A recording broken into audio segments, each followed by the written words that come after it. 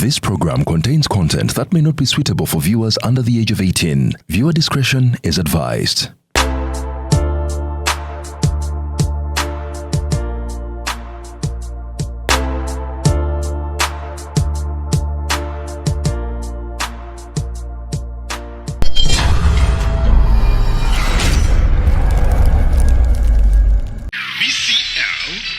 BCL is not only the #1 choice, but the only realistic choice.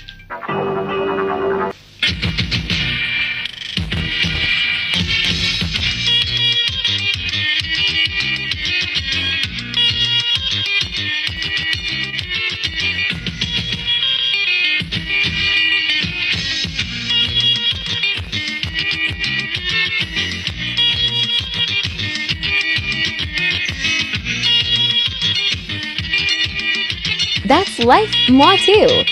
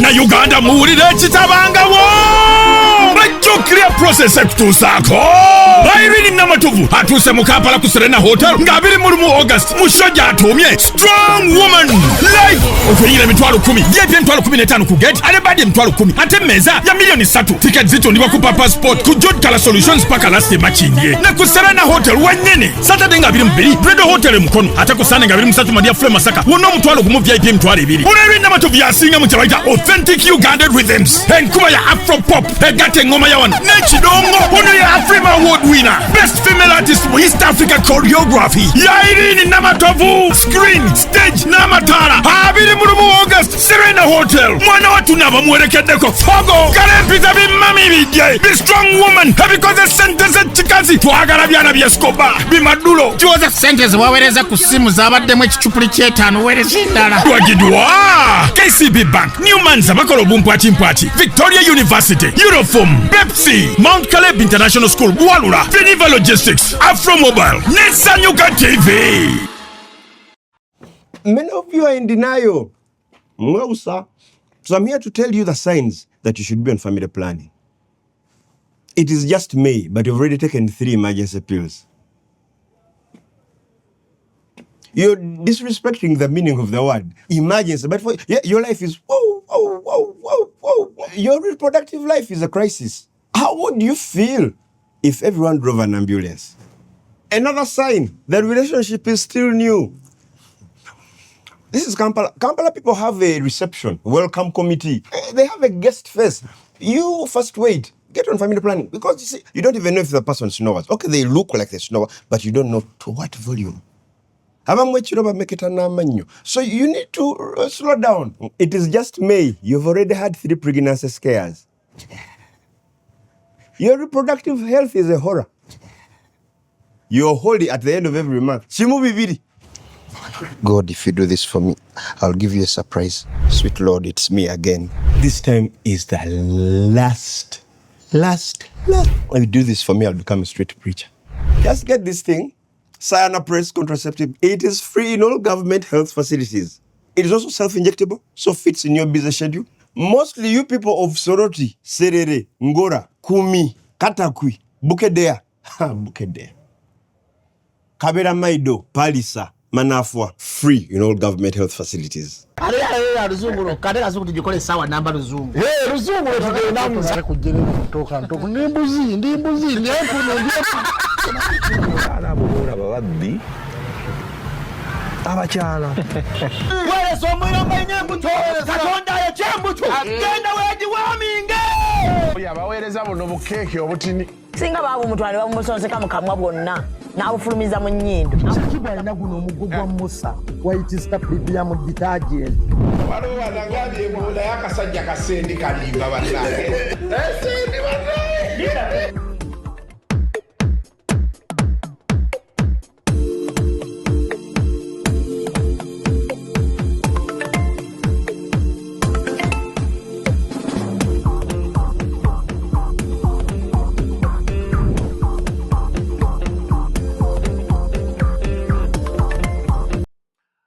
Yes, welcome to yet another edition of Kasuku Live.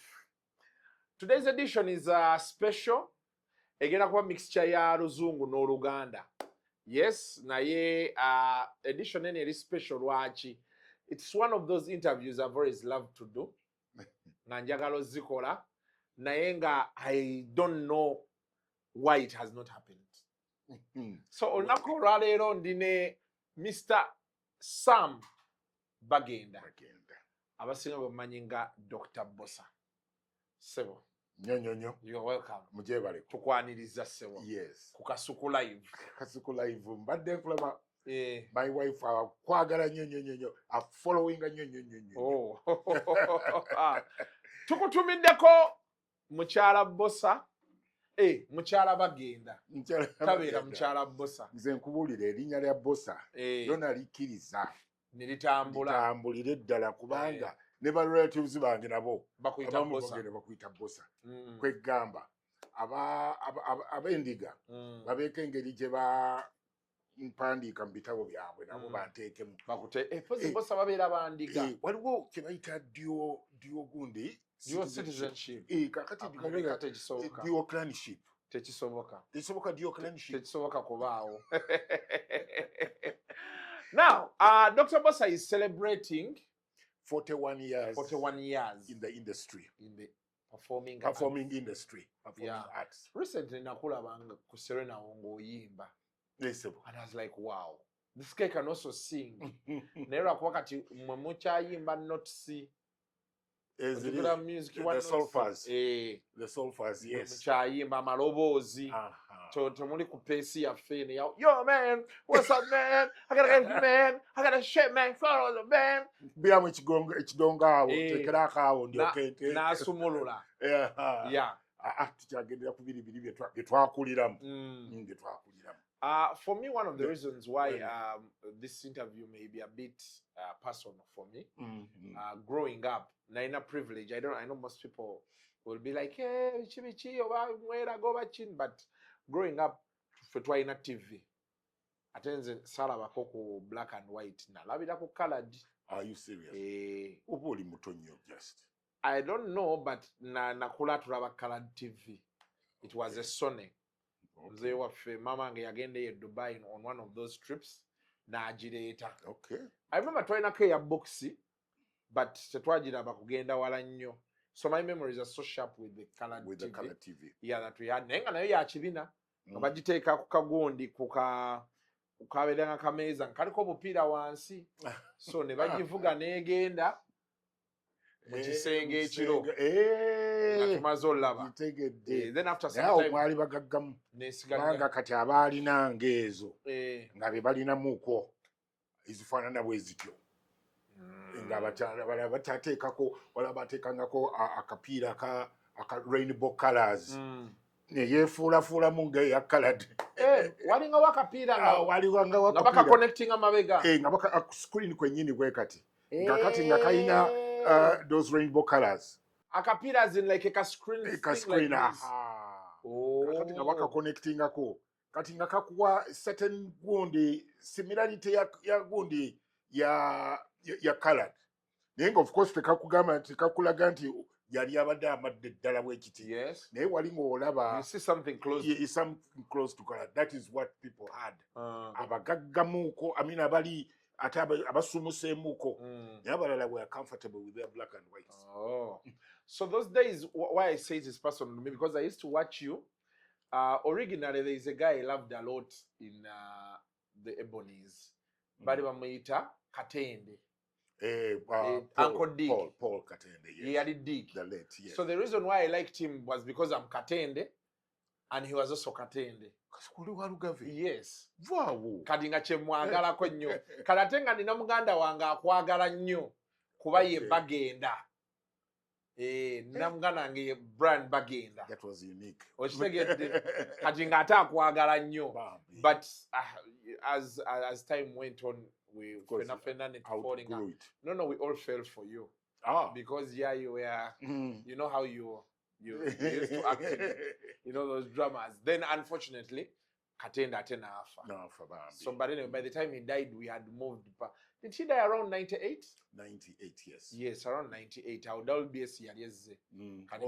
So WBS and all those other things that were quite there. So that's why I'm saying the interview, because another day when I was in German, I met people on the street and others at the show. Some Ugandans, I won't say abazungu, but someone could talk to you nga alinga alaba nti bulijjo abadde naawe yes. Kati nange nkiraba wano bw'obeera ku screen, people who act out so well, you just feel like you've known these people. I've also got a problem nti meeting omuntu n'akulaga nti akumanyi nnyo ekugamba n'afuna ekifaananyi ekyo akumanyi nnyo era mukama yakinteekamu nengamba nti I receive you nga sikumanyi but I continue nekureceiving naye nga sina kyenkumanyiiko emboozi neesigala ng'etambula naye nga it's because of that gundi ndowooza abanga akumanya akulaba because akulabye on the screen. I think it feels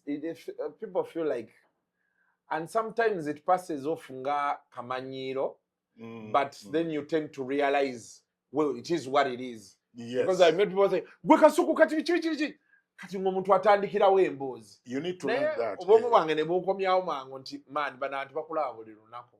Kati be banyumya oluusi bwe tunyumya zino emboozi ng'ezimu ziringa abamu ze bayitamu emboozi z'amarwa bikiye kati oluusi n'emizannyo y'abagizannya, you know those things. Omuntu atandika okulaba ng'alinga alaba kyaliwe gwe babeera naye wano bulijjo. Exactly. Kati Ebonies ogijoininga mwaka ki?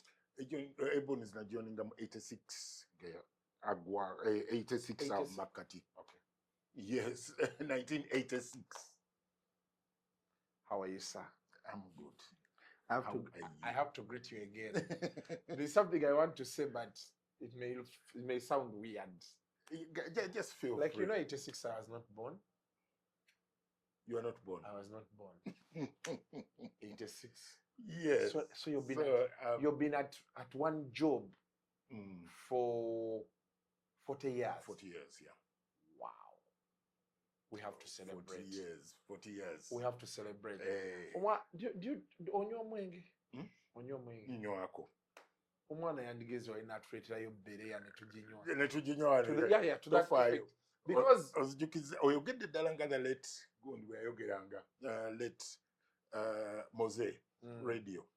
Kakati kangulire Mose yangamba nti you are the person who inspired me okuyingira ebintu bino. Kakati nga buli lwamala show n'avuga ku La Bonita alyoka leetayo oba omuzinga gwa gundi naga nti sajja gwe gwanyingiza ebintu bino oba n'aleeta kabaazi oba kwegamba nga every after show ajja ku La Bonita ayina kaakuleeterayo naye bw'oyogedde nti bwakutuleetereyo. No, sometimes anti kati olaba because the thing is today we don't have okay, I don't know, because the times and everything tetulina nnyo bantu ng'abadde ku mulimu for that long, and then like nga mbadde ngamba wabweru wali 40 years okubeera nga wooli, the mere fact that you're here and people can still say Dr. Bossa. Omanyi nti abantu bagwa. Yes. Abantu ne babula. Kituufu. Naye it's very hard okulaba a social event and you're not there. And you're invited. Yes. China chekitegeeza nti you're still running the show. You're still holding it there. Well. And that is 40 years. That is good. Yeah. You understand? Years. Yeah. So you joined I joined the Ebonies in 1986. Yes. After campus. Kakati nali nsomye bya accounts. No, kankuzireko ddala kamabega nkuwe ka preamble. Okay. When nali nsoma nali mu church nga nyimba. Kwe kuyimba okukola background eyo kanyimba. Naye church zedde ekitegeeza balinga bateeka nnyo emphasis ku solfas ezo. Yes, era ze twasomanga. Nga tusoma solfas nga oluyimba lwonna lwe baleeta. Osooka kwiga solfa za oluyimba then nolyoka okola ki. Nina gwe nadde nkigamba ng'awakana yali ani. No. Ne mugamba twali e Kabojja nga bwe tunayimba zino set piece. Yes. What was zino go Christmas carols? Yes. Nga Joy to the World basooka mubawa mu notes. Kati n'omufuna. Kati bw'omala omufuna mu notes ne balyoka bakuwa ebigambo. Exactly. Kati n'ojja n'obituuzaamu. Exactly. Kati n'oyimba Joy to the world. Ng'omanyi oyimba D1 oba D down, D1 down, D1 up. Oba you understand stuff kati. Because walingawo staff notations ezasookera ddala. Staff notation abasigalamu ne basigalamu ku staff notations ezo. Then abalala ne bakaba ne byoka bya advancing ne byoka genda mu solfas. Yes. Kakati solfas ezo I think za guidinga nga nnyo noba nga toli muyimbi. Naye nga zirina engeri gye zikuguidinga okuyimba okusobola okuba nti. So kyatuyamba nnyo ekya solfas. So natandikira mu church Mulago muzeeyi yali musawo mama nga musomesa. So netukulira Mulago. Kati Dr. Boss oli plan diki. Well. I mean, there were middle class earners naye nga ndoza tate kyeyagala nnyo okutukuliza mu mbeera eri banga ndoza mu ddwaliro ng'alabiramu abazungu biki. So era yagezaako tu elevating okuba nti tukula mu ngeri ekizungu. Kakati nyimbira mu kyaki kati ndi mu kwaya lumu nva mu practice ekirowoozo ne kinzijira ningamba nti naye lwaki tuyimba ffenna tuli so conservative tuli wambwe tuti waliwo kye tulina okukolawo tuteekemu vibe ndowooza ekitambo kya gundi kitandika okunninya ekya drama ndowooza kya art. Kakati kwolwo wena discussing ne bannange abakwaya ne bagamba nti why not tukikole tukigenda mu maaso nga tuyuka tugenda kwaya yabeeranga ne kagundi ke performance in each service. So kuluno nga tugenda Reverend Samugamba twakikola because it was a surprise. Bannange church n'eryoke bendulu ne basanyuka nnyo. Well, Reverend yali different. Yali smiling said katwe tumala tugenda mu vestry eno gye tujjamu uniform zaffe. Ngendo olwamala bwati nayo kabuuza ani yaleese ekirowoozo kino kyemukoze kyemuleese kireese vibrance mu church. Kati olw'okuba saagala bannange bandyeko obubonero ate yakoze eki yasmailinze ngamba nti taata ayenze era awo weyangobera nga nti ndoza tetukyakwetaaga obuzaabuza endiga za Mukama. Abantu bedda balina tukosa bati. Kakati awo wenva nendyoka nzira mu bagoba nze kakati ne bayanga abalala basatu bana be abangoberera mikwano gyange ne tutandika egundi yaffe yo group yaffe Sunrose Choir.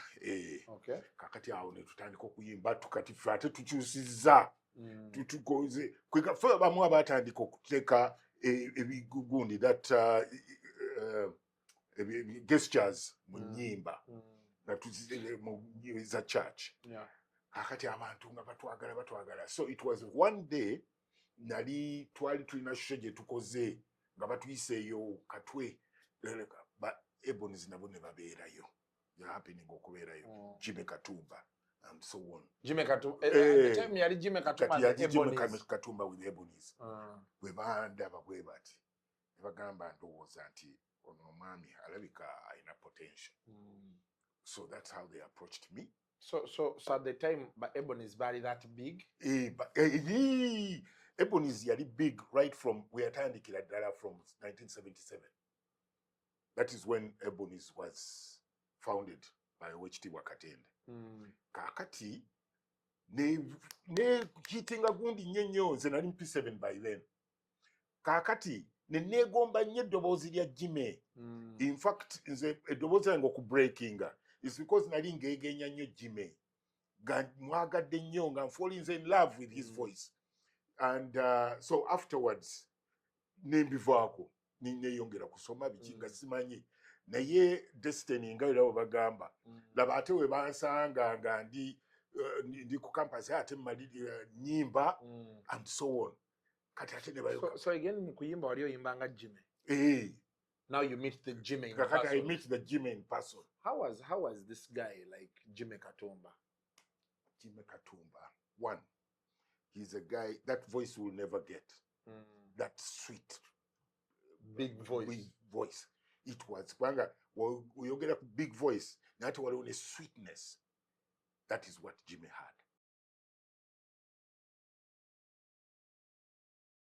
had.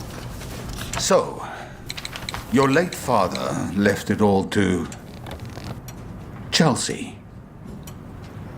Who's Chelsea? Virgil, Jerry, Totti. Totti? Hey, Totti! Tina! Totti? Totti! Benedici i nostri fratelli e sorelle. E Lautaro, Marcus, Denzel e Romelu. Mesiras? Maradona. I take you, Ronaldinho. Virgil, get off! Mr. Van Dijk.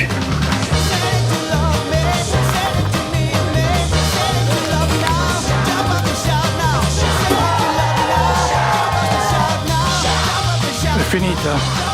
Thank you.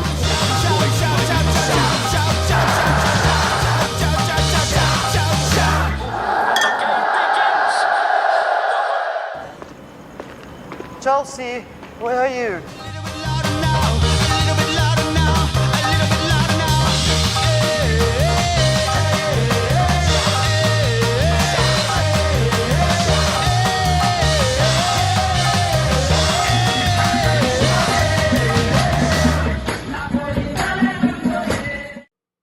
So he was a very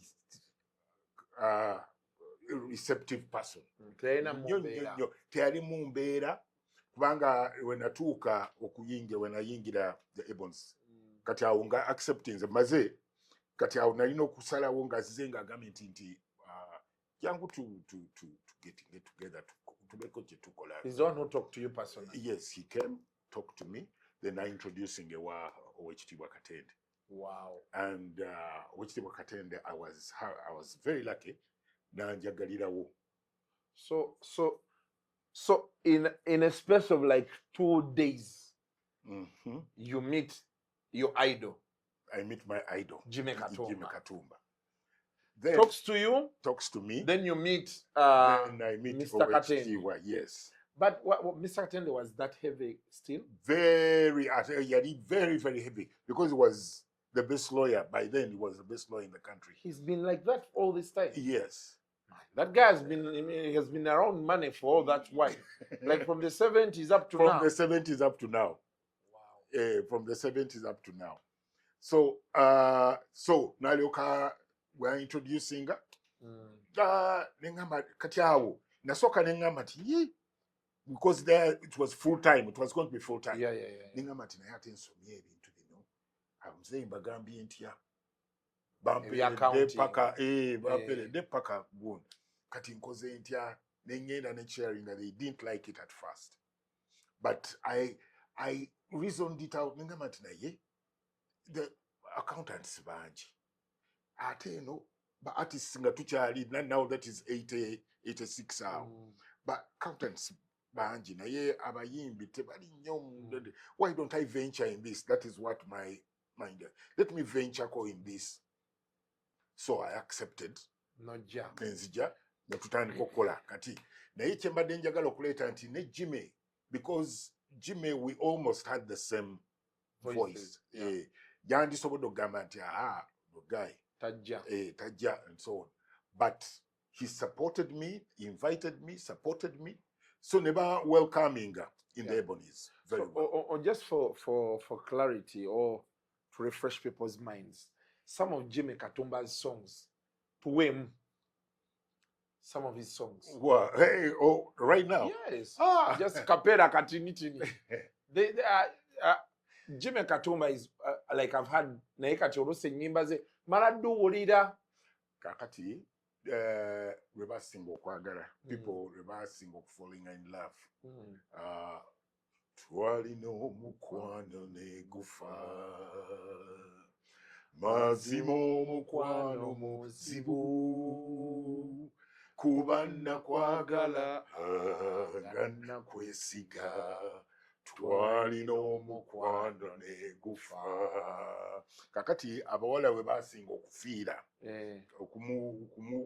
okumugwa n'okumufa ennyo we yayimba vaase eno tudde ku kikonge ku lubalaza wano ndabanga ntunuulira gonsekerera omukwano gunzita nakola ntya yenze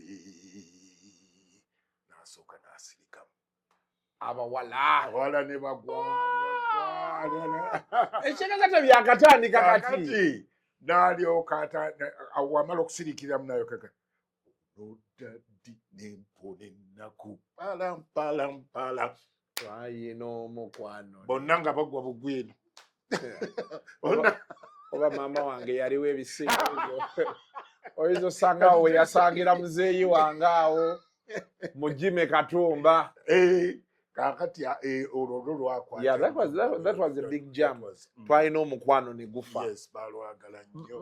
But around that time, 86, how was the music industry? The music industry, but your Ebonies are setting a pace. Because kati awo idea the Ebonies bali mu kuyimba nga tebazannya. So mu Ebonies ojjanga muyimbi mejjane. Exactly, najjanga muyimbi. Wow. Nayingiranga muyimbi. Kakati by then ennyimba olwokuba nti twalina passion nga buli muntu ajja okuyimba, buli muntu abeerawo nga alina passion for what he or she is doing. Ebintu bya flowing nga bulungi nnyo. Then also nga tufa ku even the lyrics. Lyrics tumanyi nti we are entertaining at the same time educating. So whenever you are composing, you are putting that in your mind. And then kakati ate Ebonies nga terina ekirala ekiri nti how do you present the presentation? How is it catching? How unique is it? Ate nga kirina ne staying power.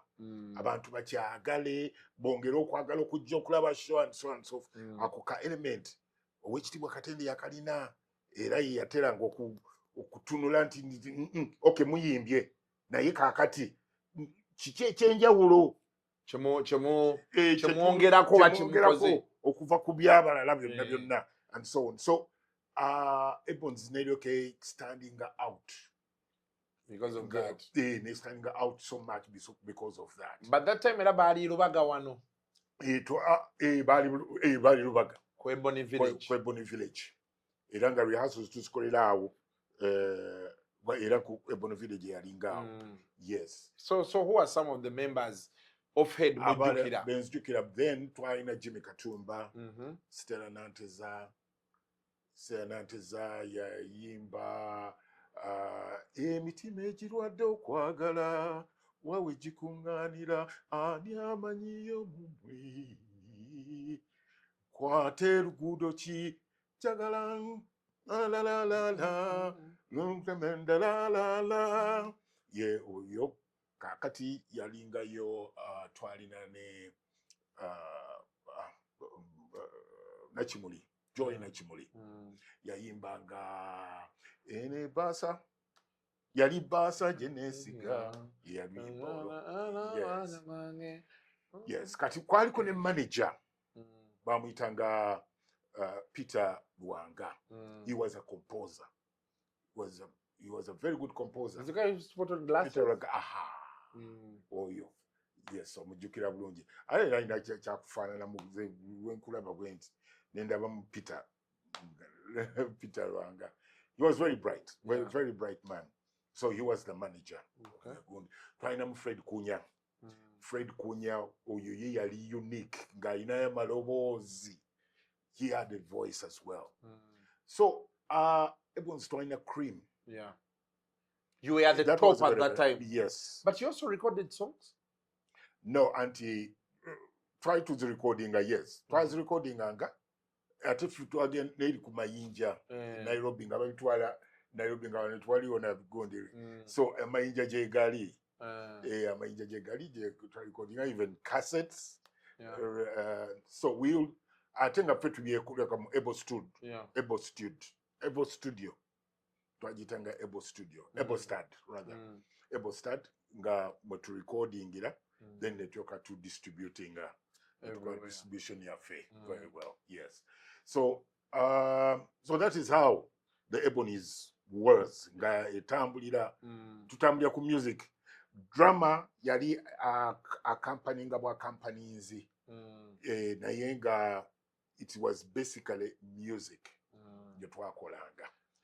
Netugenda before bingi nyo you toured the country. We toured the country, we toured even the outside the country as well. Yeah. We are singing as Jimmy Katumba. So how does it move from Jimmy Katumba to the music to the because then now most people now know you as the actor. Yes. Not as the musician. Yeah. But then when you I've seen when you're talking about the part where you're the musician, you're so passionate about it. Yes, because that's where I started. That's how it all started. Kakati Lumumba ndiawo wechitibwa Katende. Nalyo kampita. Ngamba nti nno muzanyo gw'empandiise. Naye njagala ozanye. Nemugamba nti no. That is a big joke. Because nze ne mu ssomero cramming was my biggest problem. So art subjects nga sizikwatagana bulungi nnyo. It is all about sciences, just for calculations and so on. That was very practical. Yes, but this cramming. Nemugamba nti ekyo kyo okuva mbuto ekyo kyo Katonda yakinyima. Sijja kusobola ku cramming. Nalyo kagamba nti no. Njagala ozanye nze waliwo kyendabye ojja kukizanya. Nemugamba nti mpoze ng'oyagala kuswaze jja kutuuka ku stage ntunule butunuzi bwenge. So nawandika omuzannyo the dollar ne bankasitinga ga priest ogwo mwalimu ne Mugenzi Dick. He was acting as a husband or something like that. So that's the first time you encountered? Yes, that is the first time I encountered. Ngenda ku stage, I mean, band trained, I mean, band producing, ngenza ku stage, twali ku National Theatre, we twamala bwe tuti. Banfuluma bwe nti mu foyer eno abantu webalindira okuyingira mu auditorium. Nga debate eri wabweru waawo y'amaanyi nnyo. Nedda bateeko aze nsiba usente oyo abadde gundi abadde musosodoti yennyini. Alinga baga nti abadde akizanya buzanyi. Oyo abadde nga debate y'amaanyi nnyo. That is when it first dawned on me. ekitegeeza abannayuganda n'okwewunza byava dda nti kati bakulabye ozannya balowooza oli musosodooti nze mbiraba ku tiktok kuno nga ndaba abantu boogera ebitakwatagana n'endowooza oba tebalina bubeezi magezi kwewunza ebintu by'abannayuganda byava dda kwewunza ate olwakugamba nti gwe oyo musajja mwenzi nnyo because you're acting ate nayo kakugamba nti oyo musajja gundi and so on and so forth kwega ne boogera era nga bwogambye. And they told us those days it used to be so bad. You could act a part, they don't like it.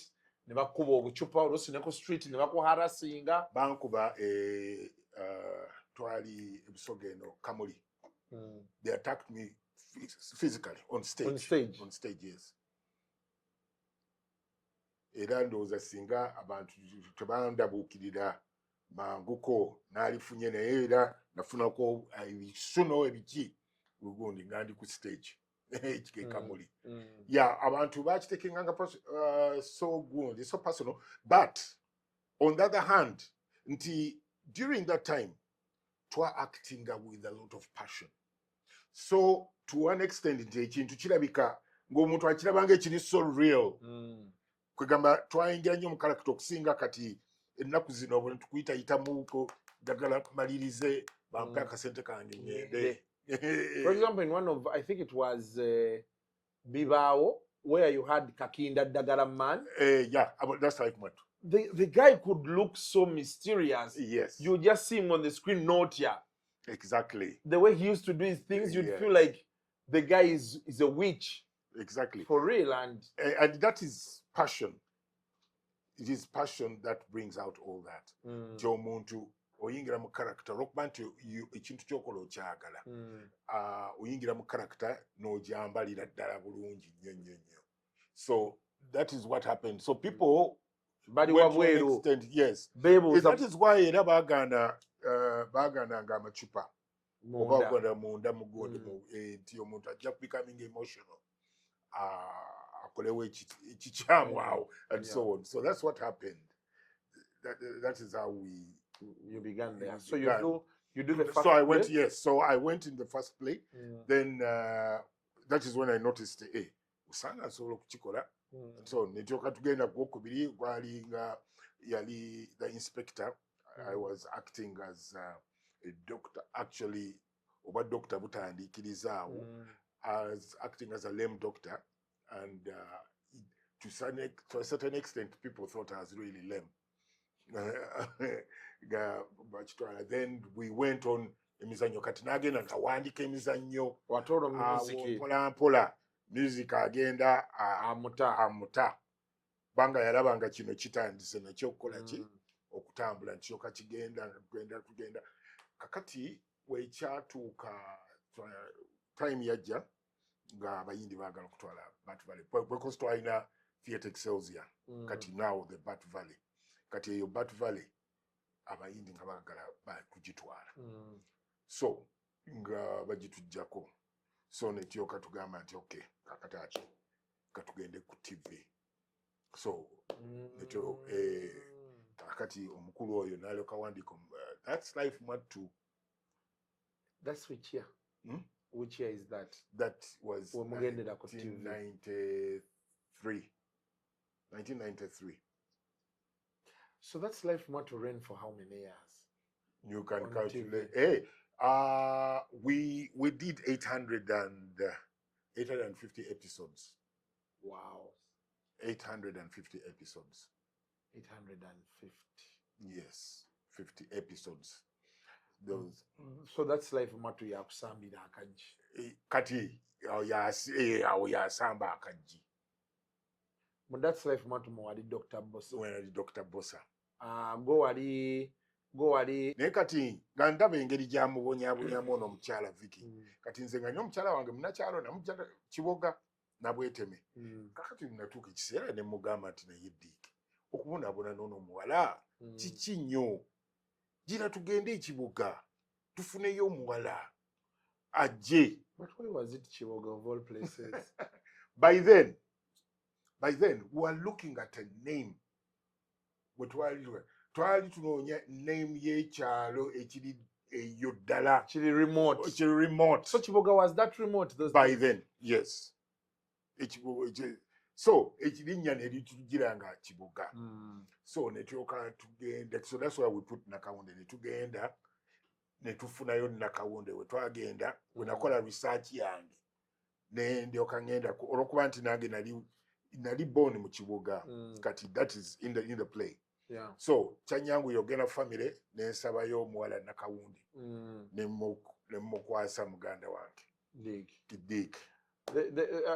Biba, I mean, That's Life Matter was more like a but you have musical because waliwo akayimba ke mwayimba I think Vicky yali akayimba jakwefuula mukwano gwako bebeanyi konone kanaluse kayigirize Kibuga. Yes. Anyway.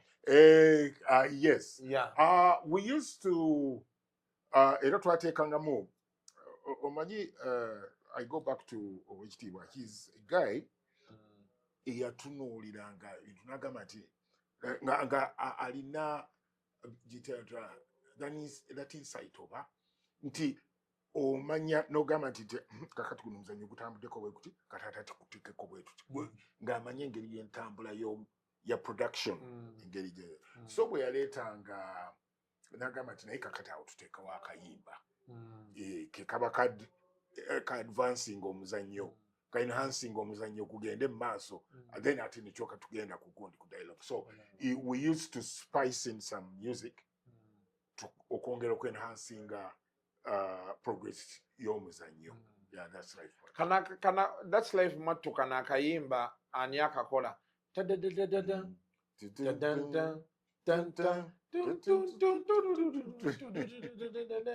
twakola mu studio yaffe.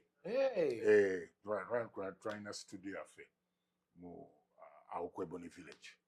Wow. Mwe bakakubira ne kayo kati kagulawo session. It used to happen when on Thursday. Was it every Thursday? Tuesday, I think. It was Tuesday. It was Tuesday. Sawa banga twava awo. Then ati ne yakabayita Riviera. I mean the yaffe wegwa Riviera n'atandika. Actually naye gwajjanga sawa banga bbiri kubanga ekya happening nti abantu bagendanga mu bala bwe batandikako wezituka sawa emwana mu ttaano nga bavaamu. That is why batandika okuleeta actually kyatandikirawo okuteeka TVs mu mabaala abantu balabenga ng'abantu baatuukanga ku sawa nga emu kitundu ne bakavaawo baddeeka bagende basange That's Life Matter. But That's Life Matter. Okay, for starters, I'm shocked that the Ebonies was a music major, not a drama major group. Then it evolved to drama. And then the part of you guys having been at Bat Valley is something actually never thought of. Yes. Kati omugagga wammwe bwe yanyiiga naga man dump this tugende gye tajja kwegayirira bantu.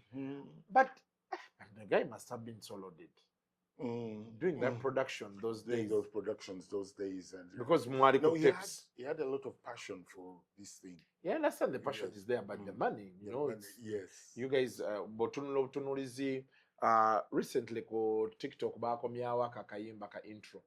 I don't know if you saw it. When you just look at only that, the people in there, it's not sent a scent in. Yes. Because we had the cream. There is a day where twagamba nti tukoleyoko a stage version of That's Life Matter. It is a time when atunula ku poster. Nindaba poster nga tolina gokola ki gonyoma ng'otunuulira nti everybody there was a star. So there were That's Life Matter had the cream in the country. That's Life Matter. Dr. BOSSA is here. Dick died. Nakawunde is in the UK. Is in the UK. I've seen her. She's abera nnyo ku health. Mulaba nnyo ku TikTok as I scroll through, and I think she's doing some campaigns about. What campaign general akola yabana Uganda ba yali yasikose oba ali mu health issues ezo. Yeah. And she has a son that looks like the dad exactly. Yes.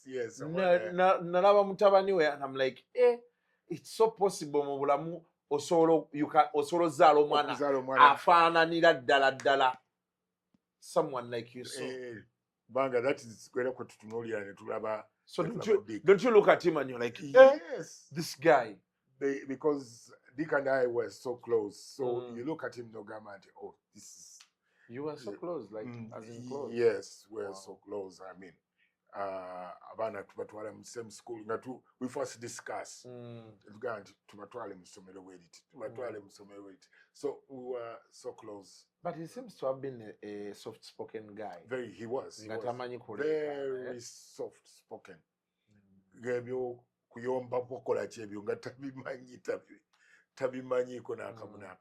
I saw his death dominated the news so much. He was gunned down. And mama ange yalinga ayogera onakane kati banne babadde akola nabo beki. You know, like we used to have those, okay, not us, but we could hear them when they're discussing those things. It really traumatized us for quite some time. Traumatizing, but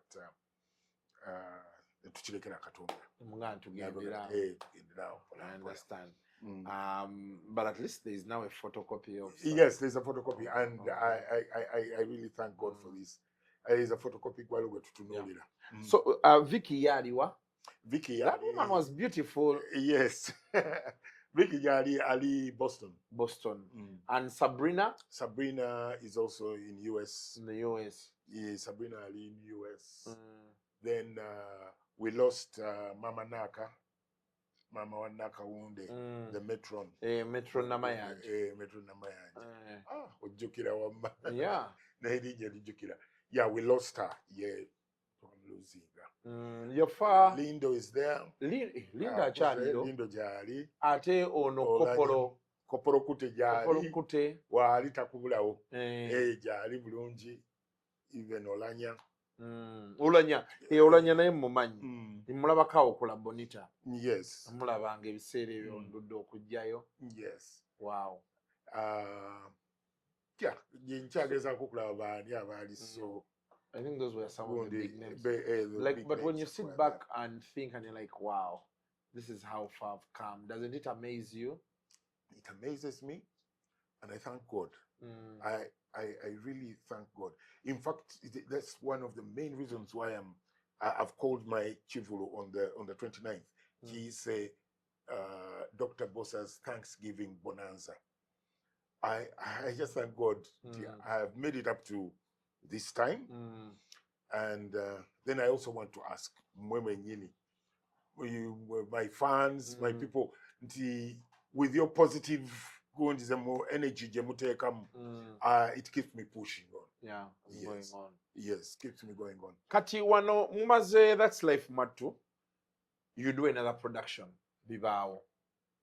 Yes, BIBAAWO. Kati betwa That's Life Mattu. Then it was during that time we twafuna the scourge, AIDS. Yes. It was during that time. We had younger yamanyi nyo. Netu feeling anti no, we need now to okulaba engeri to creating awareness ey'ekintu kino and n'okutangira abantu. So much as we have got this That's Life Mattu, a quarter ku day-to-day life. Let's have a more educational series, running concurrently. So that's where we came in with BIBAAWO.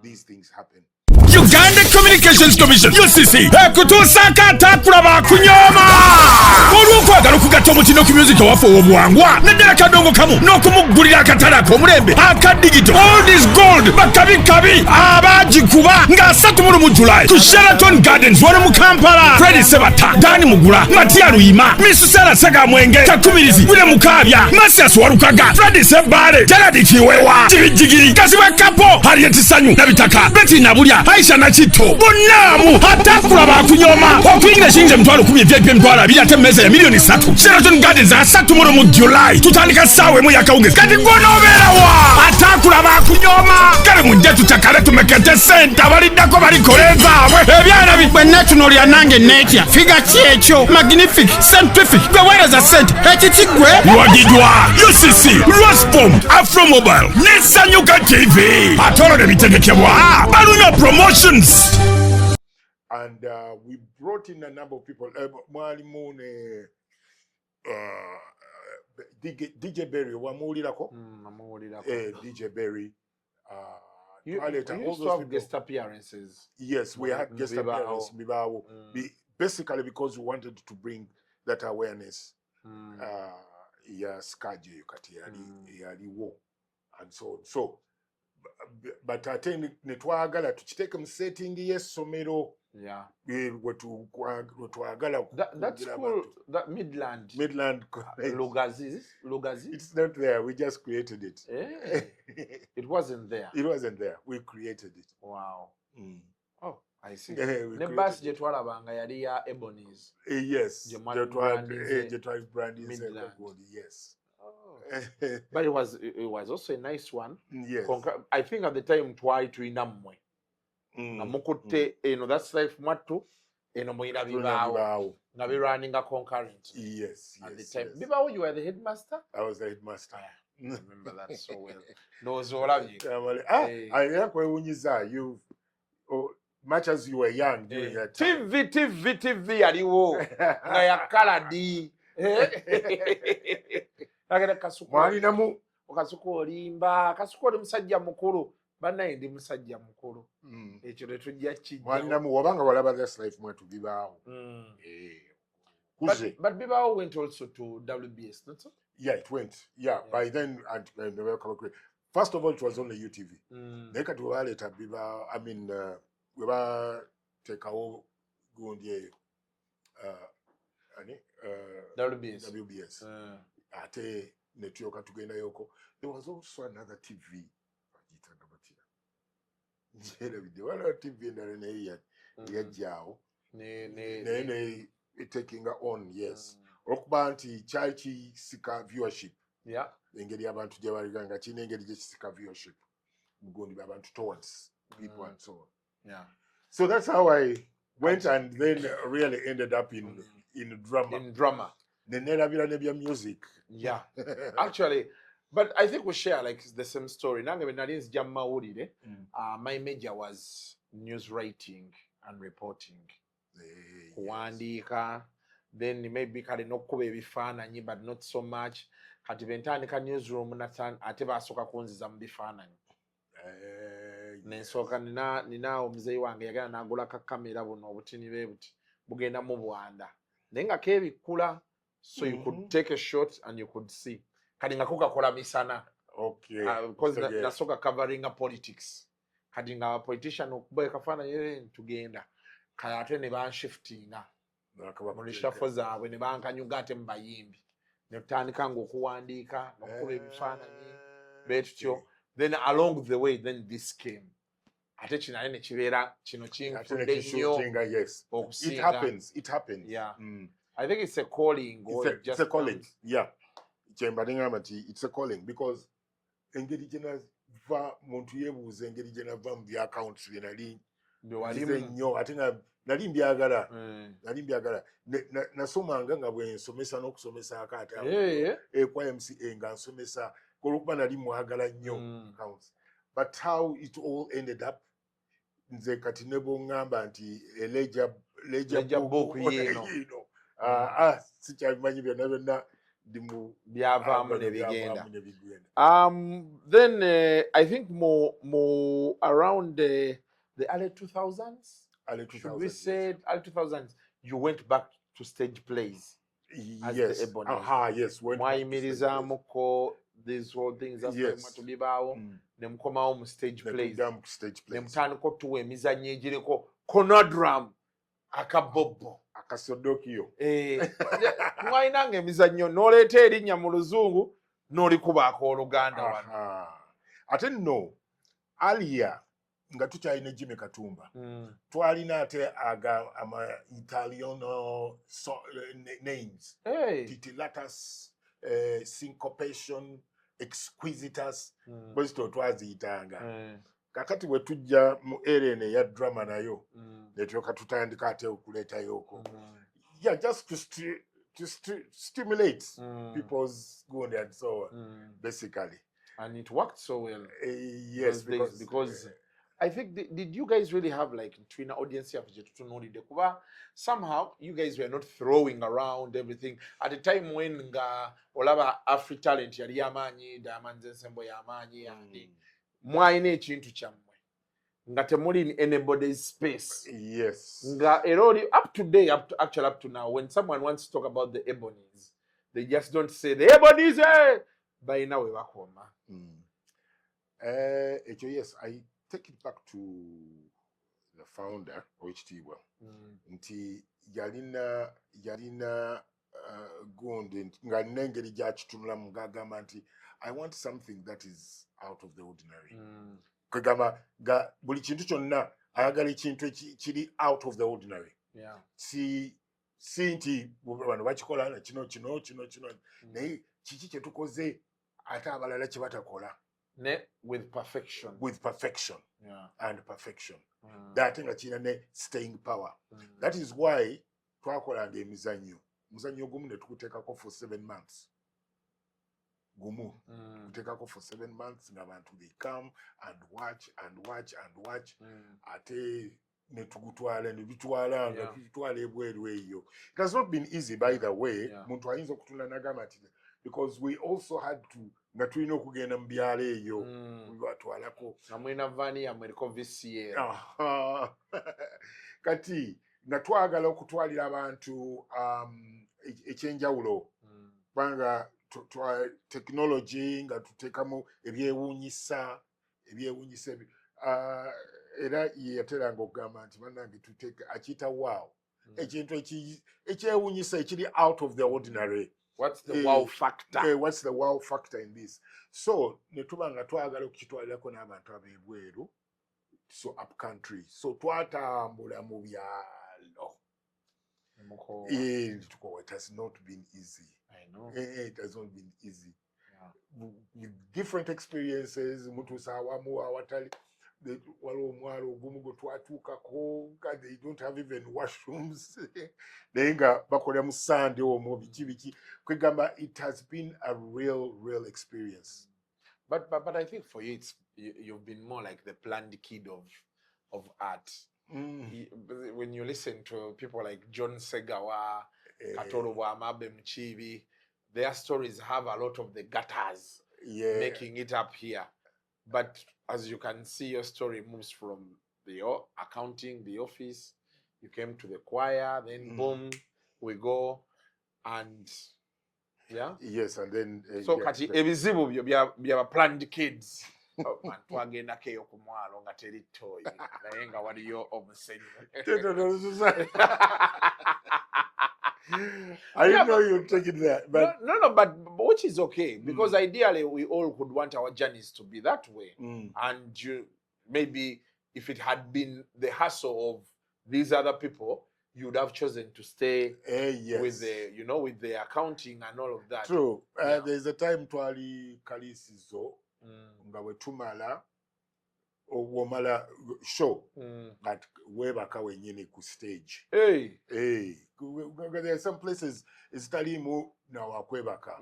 So kati we mumala bwe muti nga mweyoka mwebaka ku stage ng'obudde bukya otuna obulawo bwe buti. So there were quite a number of experiences. But someone will ask Dr. Bossa, what went wrong with art, especially theater? Yeah. today twakulanga kati zengenda for example twaina abakazinzi baffe nga ku Saturday wa Sunday family yonna mwami bamutta abagamba mwambale ne bagenda ku theatre ne banyumirwa emizannyo abantu nga babeera so excited but today there are some productions I can't watch. They are very good, like they are just there and you're just like 10 people in the theatre. Ekisenze ddala ku affectinga it is tundoza tugambe period COVID weyatandikira nti COVID abantu try 2 years lockdown yali for 2 years, 2 years.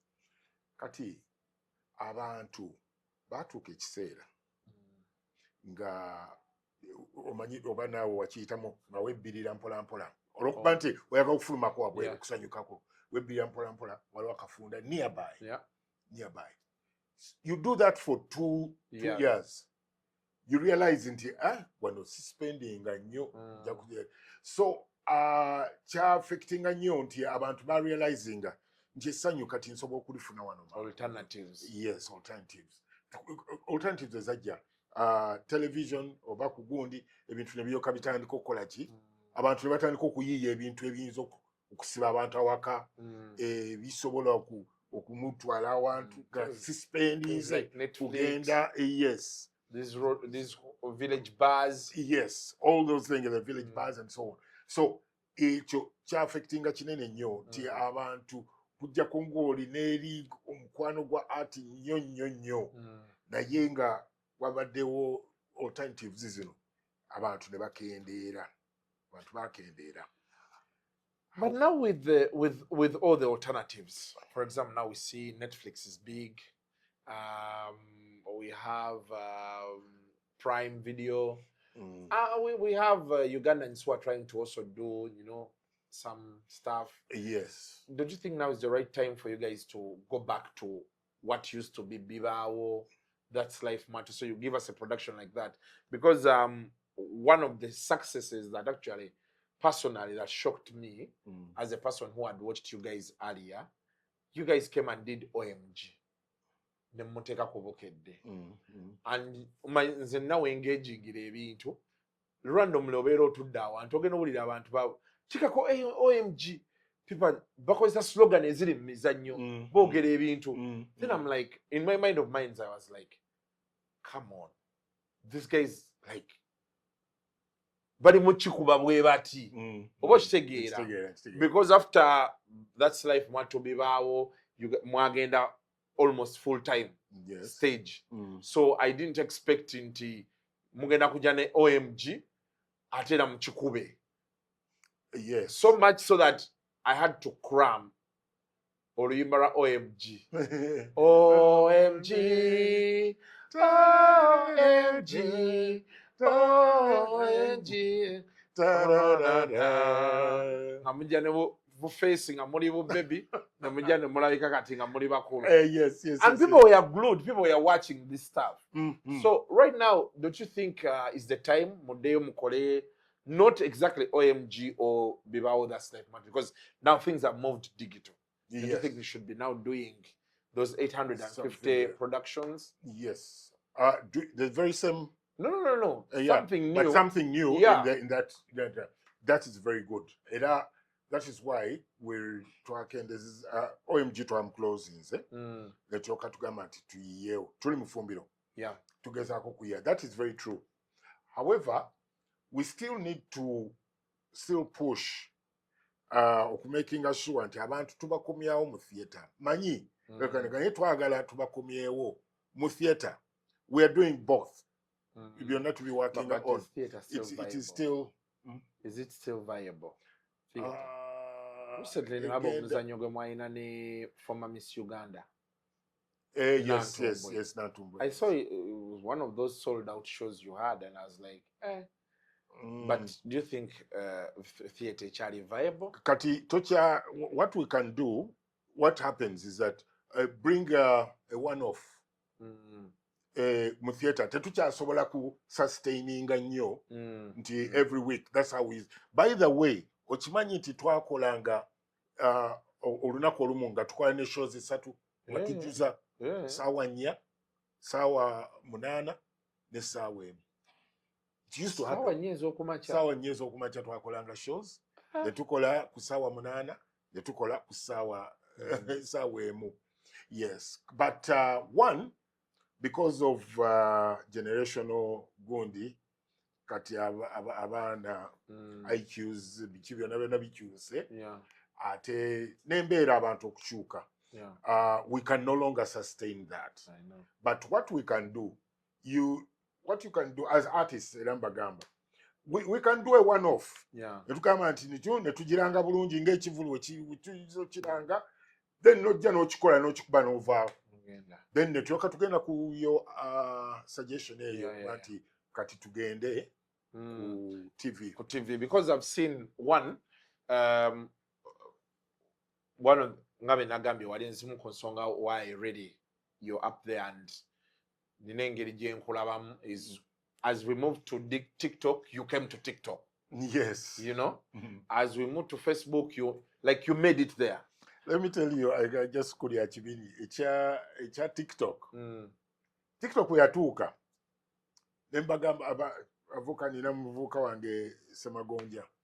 Nangama daddy, kati this is the way to go. Nemugandi, that is not my C class young and so on. So my wife nangamba nti omanyi kakati va ku bintu by'emijire kati genda TikTok otandika. Nembagamba nti bannange ekyo si kyegiriko sijja kisobola naye kati muganda wange mbeera oluusi nenkola ng'oli ku live ng'oyiyeeyo nasooka nenjira okuyiga butamuzi tap on the screen and ga madamu yasooka yabinjogerera n'okubinjogerera luuzi tap follow like kati awo oli mu kantu kati change had to change me. Exactly. And that, I think that's the power that most of us have when the world moves this side and you're able to move that side. Yes. Yeah. Otherwise, we kulekayo. Ate nakyo si kirungi. Kaba kaweddemu. Nanga I realized that. So. Ekirala musodo collecting kati bano Semagonja Ashanti bani. Yes. I think they would make a good a good series. Yes. That you can shoot in relation to what's happening these days. And yes, and after ukubanti, in fact abana bo bansanyusa, they have really gone so well. Shanti yesterday nabade mugamba nti aine somero jena mujja Verona nendo kamugamba nti naye ukati wenkulabanga you are now trending so well. I feel so good when I see Semagonja trending so well. I feel so good. Kakati bana abana bataddewo step kati naffe tuyinza exactly what you're saying. Nti kati now we can come up with something after okuba nti balese viewership obanga bakolinze viewership y'amaanyi. We can now start a production. Exactly. We can now start a production which people will actually appreciate. Yes. Ekyo kituufu nnyo. Tujja kukikola. Amina. So Dr. Bossa is celebrating 41 years. 41 years in the industry. And at the same time on that day, I am going to be launching my foundation. This foundation ya kukwata kubavubuka who are less privileged. Tebalina bakwata ku mikono. Nenga tebalina talent. Tulabe ngabe engeri gye nnyinza okubayambamu okunacharinga talents zaabwe. I believe out there responding at and so on.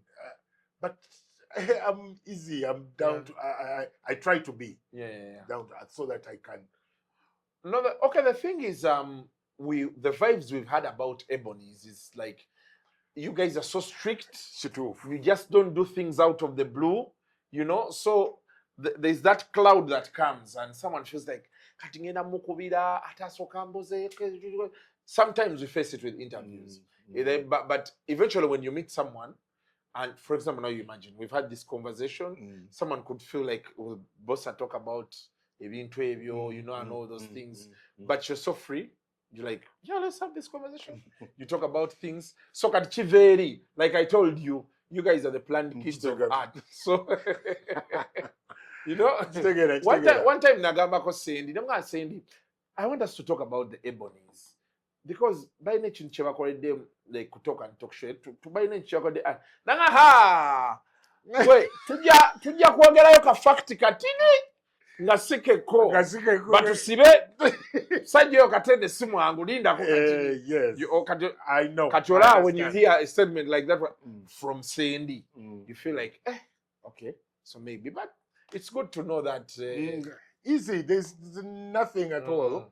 And yes, or creating ayo olusi waliwo ekyetaagisa waliwo atmosphere yetaagisa creating amukusamira that perception. Yeah.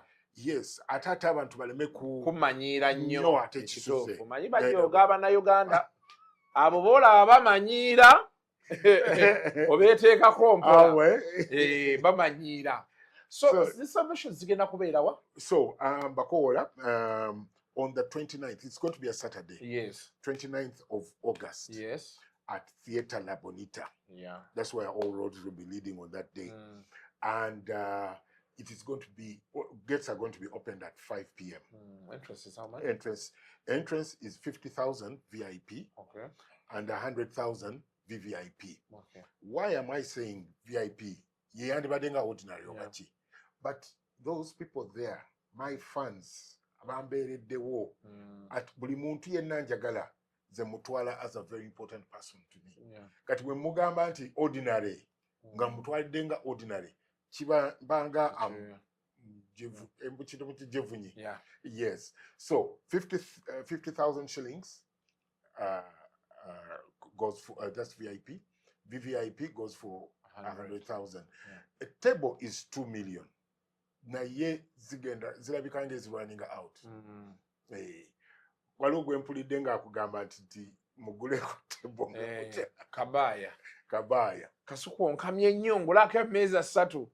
Anyway, kakati bagamba nti gomanyi kyononkolera mulabye omugamba nti ojja kumuintroducinga eri abagagga abalala. But we shall support you, yes. By the way. That one. What I want to tell people out there, it's going to be an experience, special experience, and it's nice to celebrate me. I mean, and also as you support me to create this legacy, because I don't want to leave a vacuum in the industry. Leka tuleka bana bavubuka nabo bajje babeerewo naffe tu relaxing tubeere tuba tunule nze tewali kinsanyusa nga ndaba Chanti ne Semagonja nga bakola ebintu byabwe mpulira nga ndi happy. Nina omuwala gundi muwala Praise Wisdom nakalabe eyo bambikaali ku party somewhere nga kayimba ningamba nti no kaana kano nga kali talented, so nkasembeza mu Ebony fraternity. Now she's doing amazing things. Rocky Miguel, she's an ambassador in her school and so on. But bo ababukedde be bakayite nti oyagala kulaba sitaani ne kagamba Dr. Bossa ne bakandeetera nendaba talent nengamba nti nenkayingiza mu Ebony fraternity, and they are doing so well. So when I see this, I feel like I can touch more people. So I call upon everybody abali mu diaspora. You can buy tickets. You can buy tickets for your relatives these ends, or you can just support. Take a delay. And for me, I think my call is going to go to universities, especially universities that are big on journalism and MDD. Places like UCU, places like Ndeje, Makerere University, Kampala University, Victoria. Guys like this, Mwetaga, you need to give him a doctorate. Yeah, they give you an honorary doctorate. I mean, 41 years later, you understand? When you again these guys defined an entire childhood. For example, we are talking here, but you guys defined my entire childhood. I could watch That's Life MWATTU, I would watch BIBAAWO, ne tujja tubatandisa ovubuka olwo tandise eno ate mukoze OMG otegera kyegamba. So and then Dr. Bossa has not had scandals that you could say because no, maybe he's scandalous, we cannot award him the doctorate after 41 years. He has all the merits. Nani nchinyonyola abantu abasajja nga Dr. Bossa, Moses Matovu o Afrigo Band, ba Abe Mchibi, ba Katoro Bwama, Alex Mukuru, Andrew Benon Chibuka, Kaberene Senkubuge na yeye. They've held this thing okuchijja mu biseera nga bagamba abo badongo bakola byaki okutuuka kati wekitambudde okubeera nga kati fena content creators actually tuli kumwe kye mwatandika.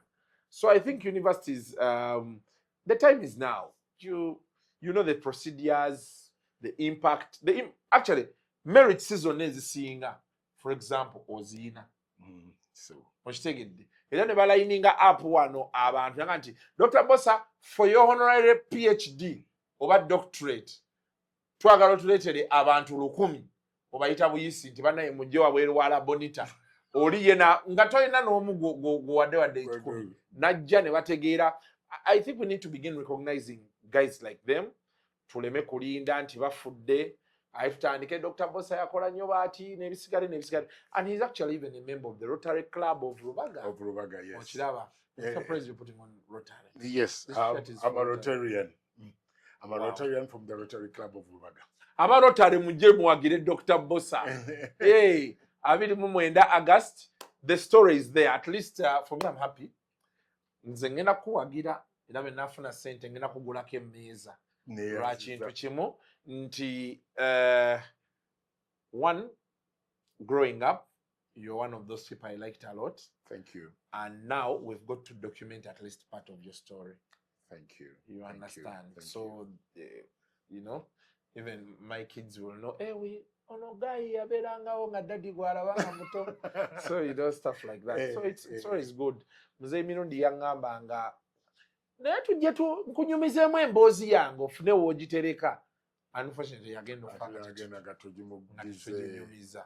Kati at least gwe eyiyo njiina. You've gotten me. Yeah? You've gotten me. Izo kuba teri nnyo. Broad, but there's a way it has been in a nutshell. Yes. In a nutshell, you have everything about. Yeah, sure. Which is very good. Kale. So, nsanyuse nnyo, bannange Kasuku, ze nange nkwagala. Much as my wife akusinga. But nkwagala because there's a way you do your things. Yeah. It's quite different. Thank you. Kati ate naffe bwetutyo ba EBONS betwagala. Ebintu at least to be out of the ordinary and so on. So, nange nze kennyini much as osanyusa naye nange nze kennyini nsanyusa okutuulako naawe on this podcast as well. Netwogera, netunyumyamu. It's unique and I wish you all the best as well. Thank you very much. Tulabagane ku shonga bili mwenda. Kale sebo. Tujja kubeera in touch. Yes. Tulabe bwe tunasobola okubeera nti towards the show tujja kuteerako ssente ezo. Aye tulabe bwe tunasobola okubeera nti tujja. Okubeerawo tujje tusanyuke tulabe. Tusanyukire wamu. I'm ngenda kufuna some of your artists be mwayagalanga nnyo. Salon ndowooza omuwulira abamwagala nnyo abo bajja kubeerayo. So nja kubaleetayo ku ba artists abamu be mwayagalanga nnyo. That's good to hear. For now we have to go. Until next time, mubeere bulungi. Mweraba. Bye-bye. The views expressed on Kasuku Live do not reflect those of the hosts, producers, or management. They are solely of individuals providing them and do not represent or reflect the official policy or position of this YouTube channel.